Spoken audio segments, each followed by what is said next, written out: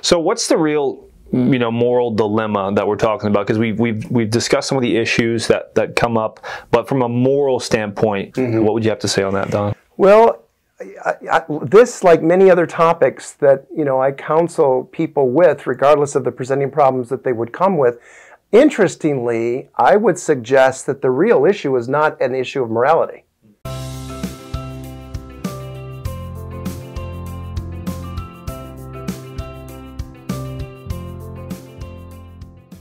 Welcome to Life as God Intended. I'm glad that you've tuned in today. Please subscribe, like, and share the video. Well, on today's broadcast, we're going to address a listener's question specifically, and it's a topic that I think just brings about a whole lot of emotion. I think it's a very prevalent issue in today's culture, unfortunately, and that is a question about pornography. And so when it comes to porn, I think the question that's facing many men and women is simple. Is it really wrong? Is looking at pornography wrong? And that's the question we're going to be talking about. Don's going to share some insight with us today. And so the listener writes, is it really that big of a deal? That's the question in relation to pornography. They'd say things like, it's just an image on a screen. It's not someone I know or someone I'm having an actual affair with physically. So I'm still faithful to my future current spouse. This is kind of the thought process here.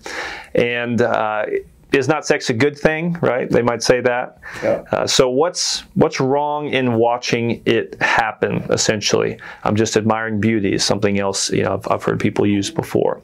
And so that's the question that we're going to be addressing today. Well, thank you, Caleb. And certainly this is a heavier topic than we typically cover, and yet it's a very important topic, as you mentioned, and as our listener has inquired. And it's not a new topic or a new subject for sure.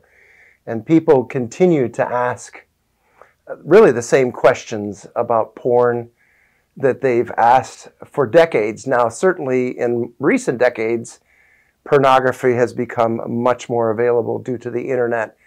But the same questions are being asked. Is porn good for us, or is it bad for us? Is it immoral, or is it, some would think, empowering? Is it damaging, or is it liberating? And those are the typical questions that are kind of bantered around. And one question that I would suggest that is not being asked is, what is porn doing for us? And are we okay with that? So I think there's probably no better place to start than with Jesus. And Jesus tells us in Matthew chapter 5, he says, you have heard that it was said that you should not commit adultery. But I say to you that everyone who looks at a woman with lust for her has already committed adultery with her in his heart. So that's a pretty straightforward verse by our Lord, and he doesn't pull any punches. Right. And according to Jesus, pornography is adultery committed in the heart. I think it's amazing the way that Jesus kind of sets that up, because he doesn't really leave any room for, debate. Exactly. Exactly. So now the question I think too that we have to ask is, specifically in our culture, in our day and age, is porn a real problem in America today? Is it prevalent? Well, the answer would be a resounding, unfortunate yes. And the statistics bear that out, that it is a real problem. In fact, as I was preparing for this talk today, I was kind of astounded because I looked for the latest statistics, or at least the latest ones. I think they go back as far as 2018, 2020, because it takes some time to compile these things. But what I found is that every day, okay, so every day, 37 pornographic videos are created in the United States alone. And that 2.5 billion emails containing porn are sent or received every day. that there are over 68 million search inquiries related to pornography, which is 25% of all searches on the internet. That's astounding. Right.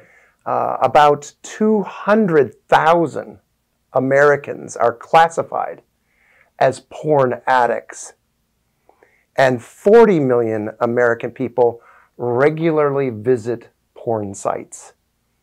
What people don't realize is everything's tracked that you do on the internet or on your computer, on your phone. And so that's 35% of all internet downloads are related to pornography. Wow. And what came as a shock to me is that 1/3 of porn viewers are women. I thought that was kind of a male thing primarily, and it is primarily a male thing, but 1/3 are women. So it's pretty astounding. Yeah, and I think on that note, then, I think another important question to ask with that too, specifically in relation to men and women, is how does pornography affect the family and also marriages? Yeah, and it absolutely does. In fact, again, according to the National Coalition for the Protection of Children and Families, they report that 47% of families in the United States reported that pornography is a problem in their home. So this is very personal, and it's affected, almost half the families in our country. And they go on to report that pornography use increases the marital infidelity rate by more than 300%. So it's linked. It's directly linked. Yeah, pornography and the infidelity rate is directly linked. In fact, 40% of people identified as sex addicts lose their spouses. Amazing, 40%. 58% suffer considerable financial loss, and many lose their jobs. In fact, 33% lose their jobs, and it's directly related back to pornography. And a whopping 68% of divorce cases involve one party, one of the couple, meeting someone new over the internet due to pornography.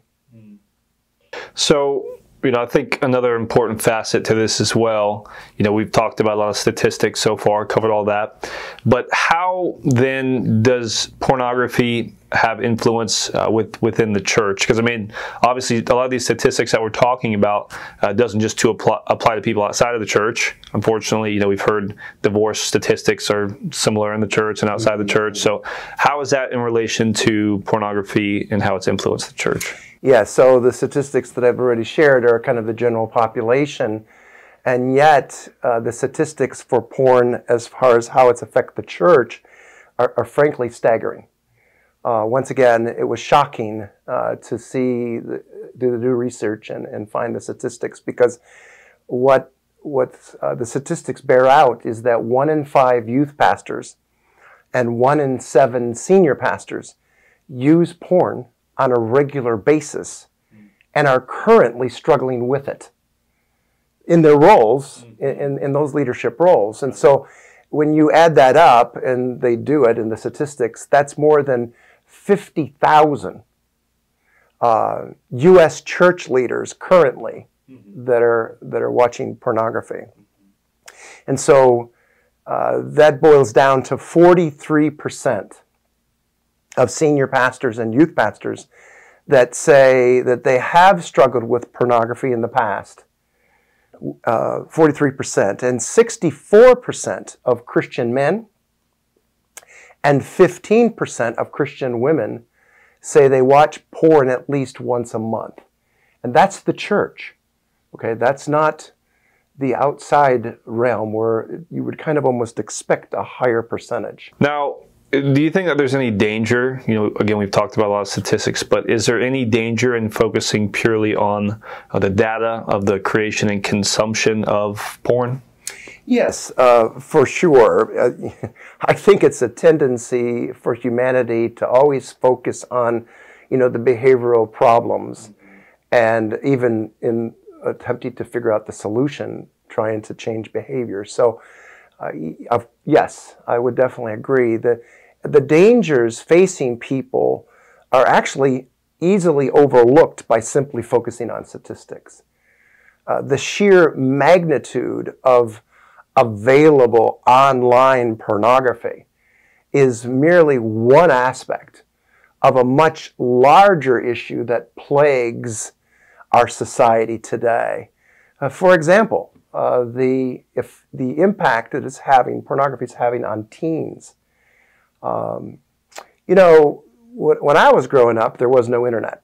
And it was basically magazines that adults would have hidden in dressers or whatever. And so the teen population, they might come across something like that occasionally, but it was not likely. It wasn't so easily accessible. It wasn't so easily accessible. But the internet now is just accessible to everyone. I mean, kids have phones in their hands constantly.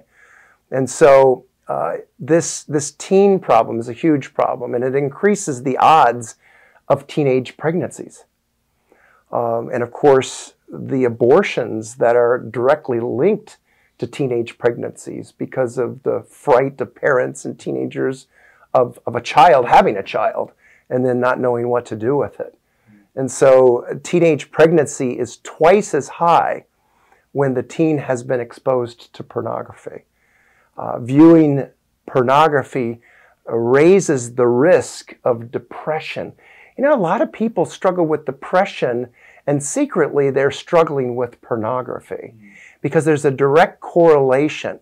Frequent pornographic viewing increases the feelings of loneliness, including major depression and low self-esteem. Isn't that amazing? Yeah. These are facts that can be proven, and it creates this distorted expectation which hinders a healthy sexual development. I think that's such a good point because, I think so many people in those experiences, like what we're talking about with depression, it's such an intimate, it was designed by God to be such an intimate experience that's, supposed to be with your spouse. And so, Don, how does porn affect marriage and the sexual union of married partners? Yeah, well, it certainly does. That's a fact. And pornography damages the sexual performance of the viewers. So a lot of times those that would give themselves to pornography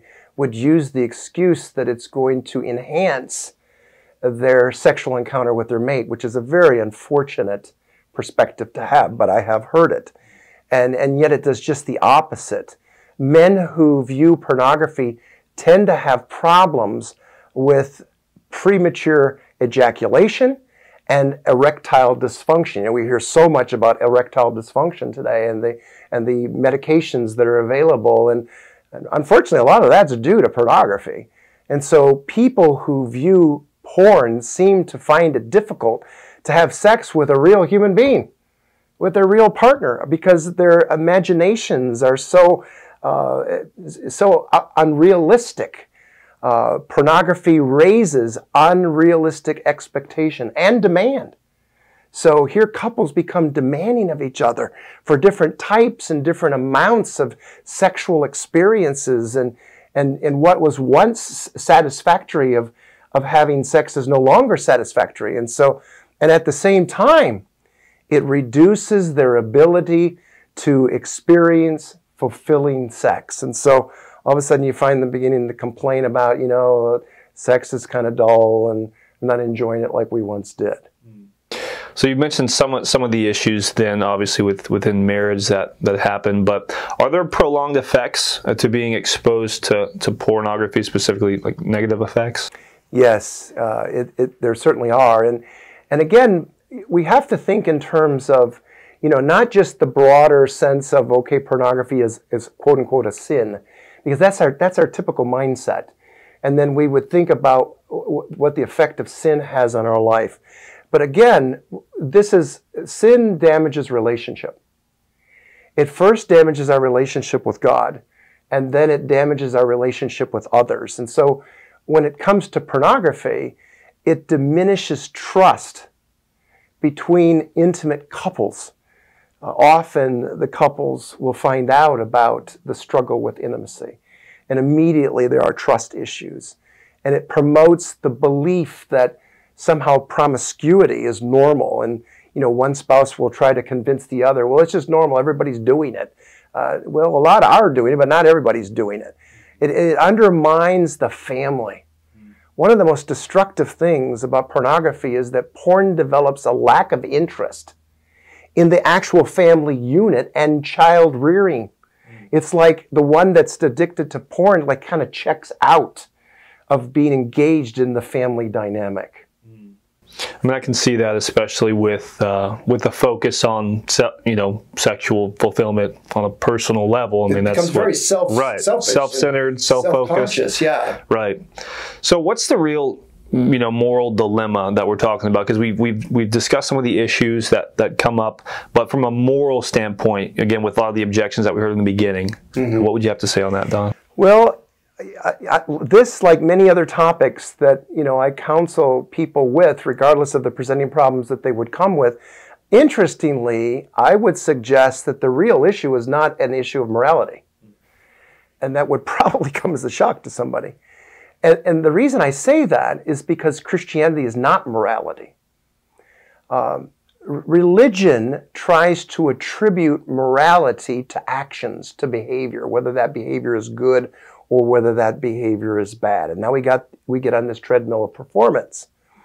And yet, sexual intercourse in and of itself is amoral. You see, God made it possible when He created mankind, male and female, in Genesis chapter 1 and verse 27. And He said that sexual intercourse is very good in verse 31. So there's nothing there's nothing moral about it. It's something that God has created mankind to be able to experience. And therefore, spiritual character of good or evil can be expressed within the act of sex. Now notice, it can go either way. So character is always an either-or character expression. So it's either godly, righteous, faithful character, or it's sinful, selfish, and unfaithful character.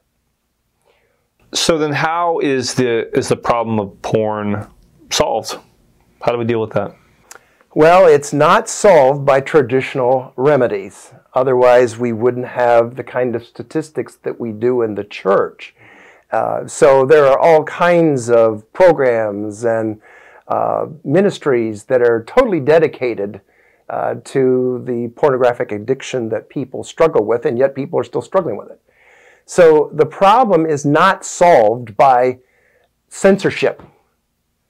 We would think that if we just take away the graphic materials, the pornographic materials, or that we would legislate, that we would put in accountability and instill behavioral morality restraints, and that those things would eliminate the problem. Well, they haven't, and they won't.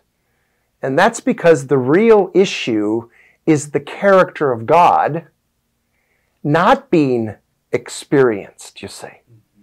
Unless a person has learned how to participate with God and allow for God's character to be their chosen expression, then anything other than that expression is a sinful expression. And so God's character is that of purity and holiness and faithfulness and love. And frankly, the only way to have and express such character is to be spiritually regenerated. Now, I can hear somebody say, well, wait a minute. You just got through giving us statistics of the church. These people are regenerated. I understand. But not many people know how to walk out or live or experience a faith reality with relationship to Jesus Christ. And so such character will first be found in our thought and emotion and then in action as we learn to live relationally with Jesus Christ. And may I say, it's possible to have sexual intercourse between a married couple and it be immoral.